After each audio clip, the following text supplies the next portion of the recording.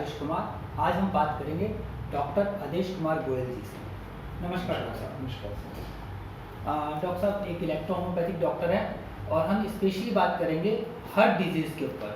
Doctor साहब हम ये जानना चाह रहे हैं कि हार्ट डिजीज़ कितने तरीके की होती हैं और ये हार्ट डिजीज़ होती क्या है, पहले तो हम ये जानना चाहते हैं।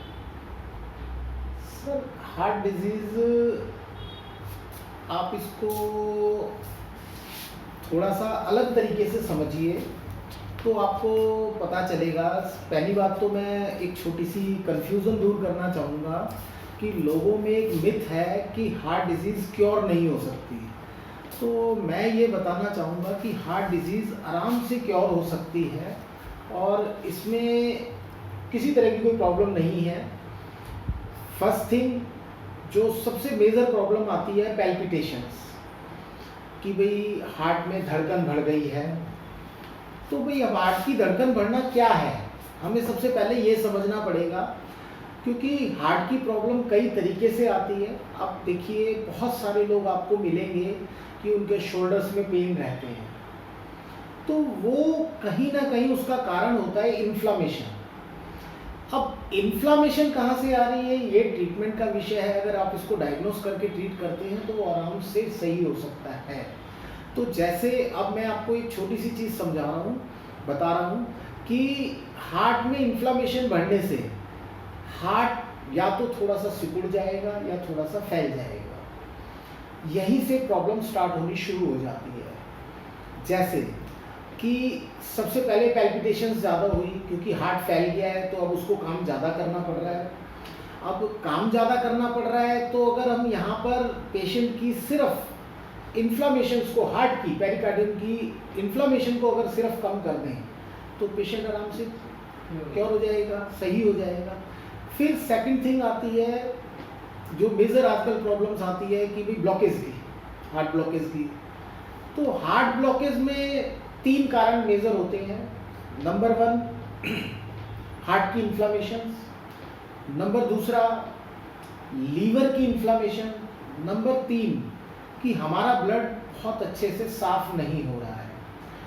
इसे समझने के लिए ऐसे समझिए कि हमारी किडनी प्रॉपर तरीके से वर्क नहीं कर रही है, उसकी वजह से भी हार्ट प्रॉब्लम्स होती है। जी, जैसे अगर किडनी पूरी तरह से प्यूरिफिकेशंस नहीं करेगी ब्लड का तो ब्लड थिक होता जाएगा, ब्लड में पार्टिकल्स ऐड ऑन होते जाएंगे, जिसकी वजह से टिश्यूज,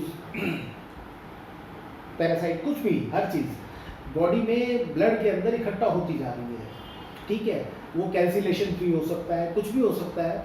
तो वो जब इकट्ठा हो जाता है तो वो धीरे धीरे धीरे धीरे बढ़ता चला जाता है। उसी को हम आगे बाद में ब्लॉकेज का नाम दे देते हैं। तो अब यहाँ पे समझने की बात बहुत सिंपल सी है कि अगर हम बॉडी में जो कैल्सिफिकेशंस है उसको रिमूव कर दें, उसको धीरे धीरे डाइल्यूट करना शुरू करके, स्टार्टिंग से डाइल्यूट करके और फिर उसको रिमूव करते चले जाएं, किडनी की फंक्शनिंग बढ़ा दें जिससे कि वो क्लियर अच्छे से हो जाए। इधर हम इन्फ्लामेशन कम कर दें, लीवर की इन्फ्लामेशन कम कर दें, क्योंकि लीवर बहुत सारे पार्टिकल्स ब्लड में अपना छोड़ रहा है। तो हार्ट की ब्लॉकेज को पूरी तरीके से खत्म किया जा सकता है। हार्ट की ब्लॉकेज आप ये बात मान के चलिए सर कि 3 से 6 महीने के अंदर पूरी तरीके से खत्म हो जाती है हार्ट की ब्लॉकेज सर। और इसके लिए कोई स्टंट डलवाने की ज़रूरत नहीं पड़ती है। हमारे पेशेंट जो है उन्हें ना हम कोई एंजियोग्राफी की फ़िलहाल कोई सलाह देते। कोई मेजर केसेस हैं तो बात अलग है। अगर पेशेंट थोड़ा सा भी स्टेबल है तो हम उसको बिना किसी एंजियोग्राफी के ट्रीट कर लेते हैं और 3 से 6 महीने में आराम से उसकी ब्लॉकेज खत्म हो जाती है। अब यहीं पर थोड़ी सी और आगे बढ़ जाते हैं कि हार्ट की प्रॉब्लम और क्या आ सकती है, कि जब इन्फ्लामेशन थोड़ी और बढ़ जाती हैं तो जो हमारे मिट्रल वॉल्व्स हैं हार्ट के, वो फैल जाते हैं या सिकुड़ जाते हैं। ठीक है, तो उसकी वजह से हार्ट को पंपिंग ज़्यादा करनी पड़ती है या वो स्लो हो जाता है।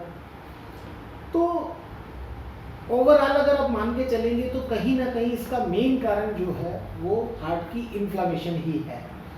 तो हार्ट की इन्फ्लामेशन को अगर हम किसी तरीके से कंट्रोल कर लें, ब्लॉकेजेस को, इन्फ्लामेशन मतलब जो ब्लॉकेजेस है उसको रिमूव कर दें, और प्लस जहाँ से मतलब बॉडी के जिस ऑर्गन के थ्रू इन्फ्लामेशन बढ़ रही है, अगर हम उसको कंट्रोल करते चले जाएं तो पेशेंट 100% क्योर हो जाएगा।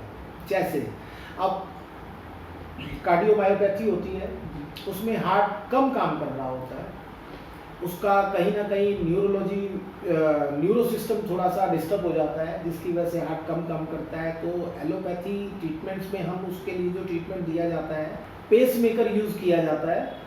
तो अब हम यहाँ पे लीवर के थ्रू, क्योंकि लीवर पोर्टल वेन के जरिए हार्ट को लगातार चलाने के लिए ब्लड सप्लाई करता है, प्लस नर्वस सिस्टम के थ्रू अगर हम हार्ट को चालू कर दें, हार्ट में उसकी फंक्शनिंग को बढ़ा दें, तो कार्डियोमायोपैथी भी आराम से सही हो सकती है। हमारे यहाँ पे आप ये समझिए कि जिन पेशेंट्स की 18% 20% हार्ट काम कर रहे थे, वो वापस 49 तक आ जाते हैं और बहुत इजीली आ जाते हैं।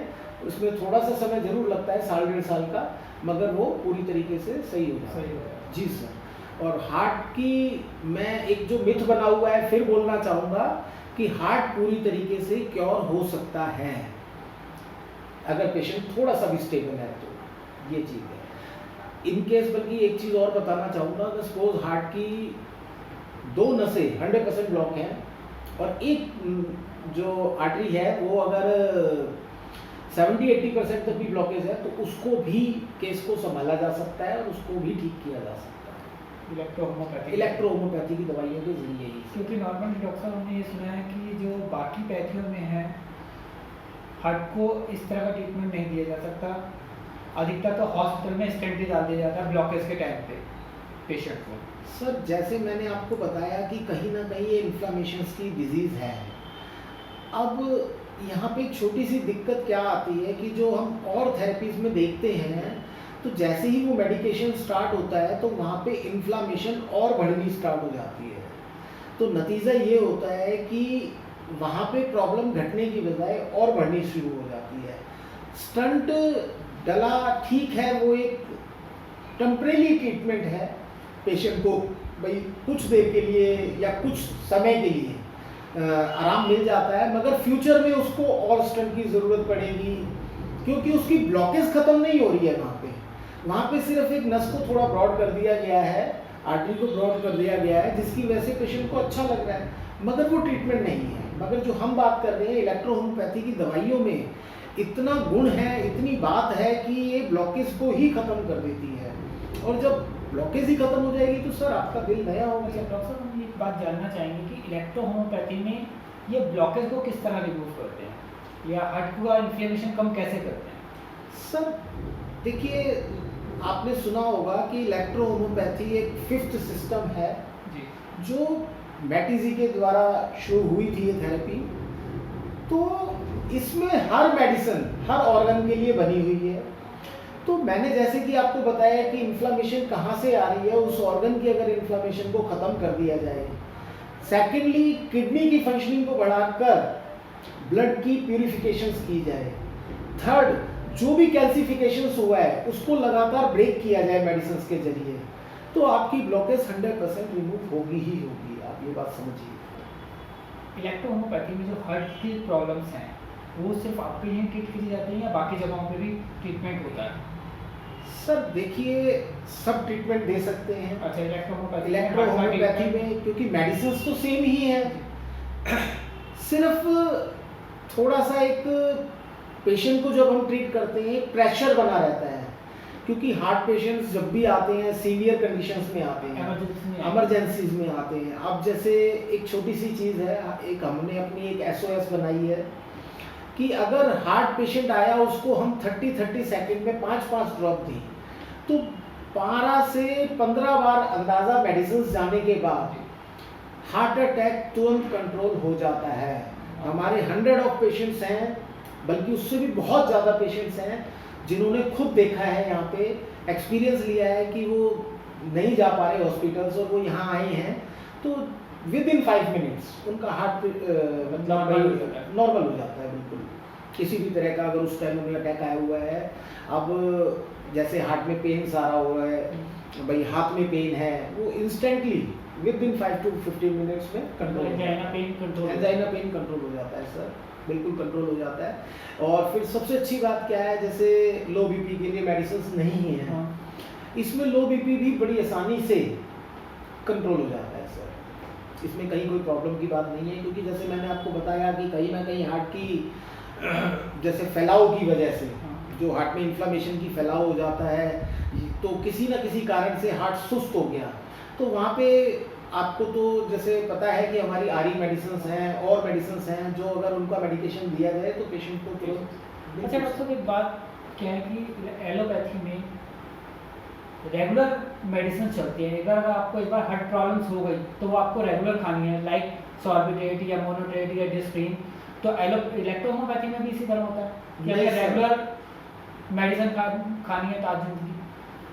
सर देखिए, मैं इस बारे में ज़्यादा बोलना नहीं चाहता, मगर मैं एक छोटी सी चीज़ ज़रूर बोलूँगा कि आपको हार्ट डिजीज़ है तो अगर मैंने आपको इकोस्प्रिन या एस्प्रिन टाइप की कोई मेडिसिन दी जो ब्लड पतला करती जा रही है सिर्फ, मगर यहाँ पे ब्लड पतला करने से ठीक है कुछ हद तक कैंसिलेशन रिमूव हो सकते हैं, मगर जब तक आप पूरा सिस्टम चालू नहीं करेंगे कि कैंसिलेशन बना कहाँ से, जब लीवर फंक्शन बिगड़ा, लीवर को आपने जब तक क्योर नहीं किया, एक बात हार्ट की इन्फ्लामेशंस को आपने कंट्रोल नहीं किया, दो बात इधर से किडनी का फंक्शन आप चालू करके जब तक उसकी प्यूरिफिकेशन नहीं करेंगे ब्लड की, जो भी कैंसिलेशन आप तोड़ रहे हैं वो किडनी के जरिए रिमूव होना चाहिए, यूरिन के जरिए बाहर जाना चाहिए, तब तक आपको आराम आ ही नहीं सकता। तो इसीलिए जब पूरा एक सिस्टम को क्रिएट किया जाएगा तो ही पेशेंट क्योर होगा। एक तरह से इलेक्ट्रोहोमोपैथी में हम सिर्फ हार्ट का ट्रीटमेंट ना करके पूरी बॉडी का बॉडी और ट्रीटमेंट बाकी कर ऑर्गन्स रहे का हैं भी हम ट्रीटमेंट कर right sir, right sir. Sir ये कंप्लीट बॉडी का ही ट्रीटमेंट है। हम सबको कहते हैं कि हम बीमारी का इलाज नहीं कर रहे हैं, हम बीमार का इलाज कर रहे हैं, और जब हम बीमार का इलाज करेंगे तो सर डिजीज नाम की कोई चीज़ बचती ही नहीं है। आप एक बात समझिए, अब जैसे आजकल ऑटो इम्यून डिजीज बोल दिया जाता है डिजीज को, तो सर वो डिजीज का मतलब यही है कि वो कई ऑर्गन्स में फैल गई है और ब्लड में आ गई है। तो अगर आप उसको जब पूरी तरीके से प्यूरिफिकेशन करेंगे बॉडी का, उसको ट्रीट करेंगे समझ के, तो वो पूरी तरह से क्योर होगी बीमारी, उसमें कोई दिक्कत की बात नहीं। एक बात और जानना चाहेंगे हम आपसे कि एलोपैथिक मेडिसिन के साथ हम इलेक्ट्रोहोमोपैथिक मेडिसिन यूज कर बिल्कुल ले सकते हैं सर, बिल्कुल ले सकते मतलब हैं। अगर कोई पेशेंट जैसे, क्योंकि हो सकता है उसे एकदम से विश्वास ना भी आए इलेक्ट्रोहोमोपैथी में, बिल्कुल सर, तो वो सर, एक अपनी एलोपैथिक दवाइयाँ ना छोड़ना चाहे। सर हम ऐसे ही करते हैं। हम फर्स्ट 3 मंथ्स किसी को ये सलाह नहीं देते कि मेडिसिन बंद करो। सिर्फ जो लोग हमारे को जानते हैं, जो यहाँ क्लिनिक में आते हैं, सर वो फर्स्ट डे से ही मेडिसिन बंद कर देते हैं, क्योंकि उनको कॉन्फिडेंस है, उन्हें पता है कि हमें आराम आ जाएगा। मगर जिनको हमारे इस थेरेपी के बारे में अभी नॉलेज कम है या नहीं पता है, उनको हम यही कहते हैं कि 3 महीने तक आप दोनों कंटिन्यू रखिए। 3 महीने बाद और इलेक्ट्रोहोमोपैथी, हाँ जी, और 3 महीने बाद आप अपना एक इको करवाइए और जो भी टेस्ट है वो करवाइए। जब आपको लगेगा कि हाँ भाई अब मेरे को बहुत आराम आ गया है, तब आप उस मेडिसिन को बंद कर दीजिए। और हमारी मेडिसिन भी जैसे जैसे आप क्योर होते जाएंगे, क्योंकि हम हार्ट की मेडिसिन मैक्सिमम ये चाहते हैं कि पेशेंट मैक्सिमम 2 साल तक ज़रूर ले। 2 साल में वो 100% क्योर हो जाता है, और उसके बाद बहुत चांसेस घट जाते हैं कि दोबारा ब्लॉकेज आएगी। क्योंकि जैसे कि आपने देखा होगा सर कि आपकी बाईपास सर्जरी हो गई मान लीजिए, तो उसके बाद भी ब्लॉकेज दोबारा बन जाती है। कारण कि हमने आर्टरीज को तो ट्रीट कर दिया, आर्टरीज चेंज कर दी, बाईपास कर दी, मगर जो हमारी बॉडी में एक सिस्टम क्रिएट हुआ है, कैल्सिफिकेशन लगातार होता जा रहा है, ब्लड थिक होता जा रहा है, उसके लिए हमने कोई ट्रीटमेंट नहीं दिया, उसके लिए हमने कोई ट्रीटमेंट नहीं दिया। तो नतीजन ये होता है कि वापस ब्लॉकेज दोबारा क्रिएट होनी शुरू हो जाती है। जी सर, इसीलिए लोगों को 1 स्टंट डाला, 2 स्टंट डाला, फिर इन फ्यूचर दूसरी आर्टरीज में डाला, तीसरी आर्टरीज में डाला, तो ये उसका वही कारण है। हाँ जी, फिर जैसे आप देखेंगे कि मैक्सिमम जैसे लेफ्ट वेंट्रिकल में ही प्रॉब्लम आती है, राइट वेंट्रिकल में बहुत कम प्रॉब्लम आती है, तो मगर लेफ्ट वेंट्रिकल में जो ज़्यादा प्रॉब्लम आती है तो वो डायलेटेड हो जाता है, जैसे बात आती है, उसकी इफिशिएंसी कम हो जाती है, तो वो भी वही कारण है जो मैं इन्फ्लामेशन की सर बात कर रहा हूँ आपसे। तो मूल कॉज जो है इसका इन्फ्लामेशन ही है, आप ये बात मान के चलिए। फिर पूरी बॉडी एक दूसरे से जुड़ी हुई है। यहाँ पे मैं एक जिक्र और करना चाहूँगा कि जैसे कि आपने देखा होगा कि हार्ट डिजीजेज जो भी हो जाती हैं और पेशेंट उसका मेडिकेशन ले रहा है, तो उसका असर कहीं ना कहीं किडनी पे भी आता है। आपने देखा होगा सर ज़रूर। तो उसका भी कारण यही है कि देखिए हमारी बॉडी में एक सिस्टम है हॉट एंड कोल्ड। तो हॉटनेस जो है वो हमारे हार्ट के थ्रू है और जो कोल्डनेस है वो हमारे किडनी के थ्रू है। तो जब दोनों का बैलेंस बिगड़ जाता है, जब दोनों प्रॉपर तरीके से काम नहीं करते, अब एक साइड वो inflammation, heater of the body heart है, तो वो इन्फ्लेमेशन और जनरेट करता जा रहा है और किडनी उसको पूरी तरीके से बॉडी को, जो उसको एक 30-70 का रेशियो है बॉडी को अल्कलाइन करने का, वो नहीं कर पा रही है।